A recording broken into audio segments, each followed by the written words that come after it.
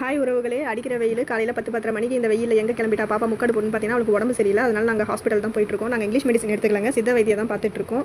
ஹாஸ்பிட்டலுக்கு வந்துட்டோம். டாக்டர் பார்த்தாச்சு. டாக்டர் வந்து பார்த்துட்டு செக் பண்ணிவிட்டு மெடிசன் எழுதி கொடுத்தாங்க. எழுதி வாங்கிட்டு வெளியே வந்தோம். ரொம்ப பசி எடுத்தது. நாங்கள் பக்கத்தில் பார்த்தா இட்லி ஜங்ஷன் ஒரு ஹோட்டல் இருந்தது. அங்கே வந்து என்ன இருக்குன்னு கேட்டால் இட்லிலாம் இல்லை, பூரி மட்டும் தான் இருக்குன்னு சொல்லிட்டாங்க. தோசை இருக்குது, ஆனால் சட்னி இல்லைன்னு சொல்லிட்டாங்க.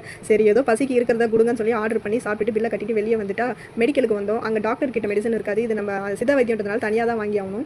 அங்கேயும் பார்த்தீங்கன்னா ஒரு மெடிசன் தான் இருக்குது. வேறு ஒரு மெடிக்கல் அட்ரஸ் சொல்லி மீதி மெடிசன் அங்கே வாங்கிக்கோங்கன்னு சொல்லிட்டாங்க. அங்கே வந்து கேட்டாக்கா மெடிசன் எட்டுன்னு வர சொல்கிறேன், நீங்கள் வெயிட் பண்ணுங்கன்னு சொல்லி வெயிட் பண்ண வச்சு மெடிசன் கொடுத்தாங்க. அங்கேருந்து கிளம்பி வந்து சிக்னலில் வந்து நுங்கு வித்துட்டு இருந்தாங்க. நுங்கு, வெள்ளரி பழம் இதெல்லாம் வந்து சீசனல் ஃப்ரூட்டுன்னு சொல்லுவாங்க. அது உடம்புக்கு ரொம்ப நல்லது, ரொம்ப ஆரோக்கியமாக கூடும். நீங்களும் வந்து இதெல்லாம் எங்கே பார்த்தாலும் வாங்குங்க. ஏன்னா விவசாயிங்க விற்கிறது நேரடியாக அவங்களுக்கு நம்ம செய்கிற ஹெல்ப் இதுதான் நம்மளால் முடிஞ்சது. அதனால் நீங்களும் அதை எங்கேனாலும் வாங்கி சாப்பிடுங்க. நாங்களும் வீட்டுக்கு வந்துட்டு நுங்கு எடுத்து சாப்பிட ஆரம்பிச்சிட்டோம். வெயில் கொஞ்சம் நெஞ்சம் இல்லைங்க. அந்த நேரத்தில் பாருங்கள், நாங்கள் 10 மணிக்கு வெளியில் போயிட்டு 12:30 மணிக்கு வீட்டுக்கு வந்துருக்குறோம். எங்களால் ஒன்றும் சமாளிக்க முடியல. பேசிகிட்டு இருக்கக்குள்ளே பாப்பா எதுவும் மறந்துட்டேன் என்னன்னு கேட்குறா. வெள்ளரி பழம் பாப்பான்னு சொன்னதுக்கப்புறம் சரி ஓகேம்மா, இதை ஜூஸ் போட்டு நம்ம குடிக்கலாம், எல்லாருக்கும் நம்மளும் பாய் சொல்லலாம். பாய்.